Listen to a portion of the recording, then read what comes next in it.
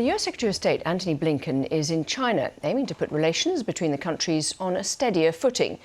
Mr. Blinken has been in Shanghai holding meetings with business leaders. He's now heading to Beijing for talks with the Foreign Minister Wang Yi. Although tensions have eased since last year, disagreements on issues such as trade and security remain.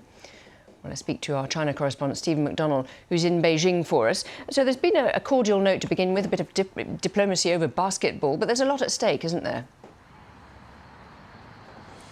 Yes, I mean, it's interesting. You say that tensions have eased since last year, and yet in the last 7 days or so, it's like they've been ramping back up again. And that's partly because Antony Blinken, before he came here, accused China of being the major sponsor of Russia in its war in Ukraine. And of course, the government in Beijing responded very angrily to this.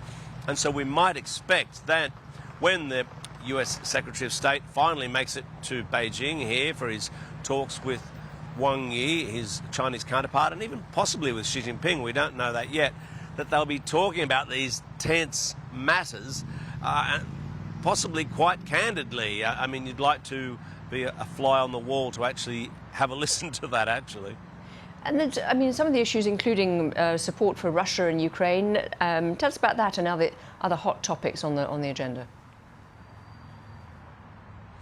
Yeah, so, I mean, many hot topics. Wherever you turn, they've got stuff they don't agree with, and in fact, issues that bring quite a bit of tension.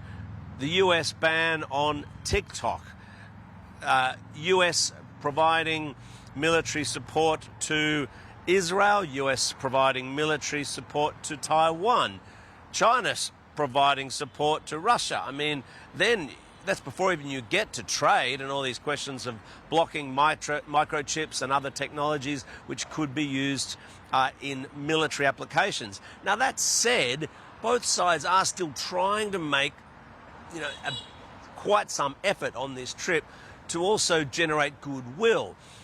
Antony Blinken went to a basketball game here, apparently a very close game. The Zhejiang pipped Shanghai by 1 point, and then when he met the Shanghai Communist Party chief, he mentioned, you were at the basketball last night. So that sort of stuff brings about goodwill. And in the meeting between those two leaders, I could just give you a quick flavour of it.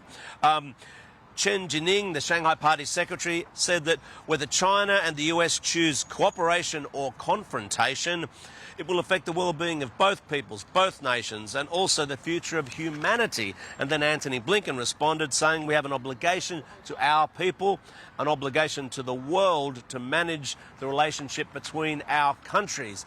And certainly other world leaders will be looking to this meeting and looking to the relationship in general between China and the US to see if they can establish some stability, at least on the trade front, because the global economy, frankly, needs it. Stephen McDonnell, thank you very much indeed. Well, let's speak now to Yuka Kobayashi, a lecturer on China and international politics at SOAS. Thank you very much indeed for being with us. So how would you describe the current US-China relationship? I think the U.S.-China relationship is really at a tension point at the moment. You actually saw the bill over Senate of aid to Taiwan, which has actually been kind of one of the sore spots between U.S. and China, given that the U.S. has a one-China policy and China sees Taiwan as inherently part of their sovereign state. So essentially, this is actually one of the key hot areas that will be really at discussion in the meeting tomorrow. I think this is actually looking more and more like a very tense Cold War-like scenario. If you look at the most recent Ministry of Foreign Affairs statement on Blinken's visit from the Chinese government, you'll see that there are three main points that are raised in the statement, which is basically about perception and conversation and management of disagreements. And you can see that it's going to be a very long, difficult meeting that Mr. Blinken has with Wang Yi tomorrow.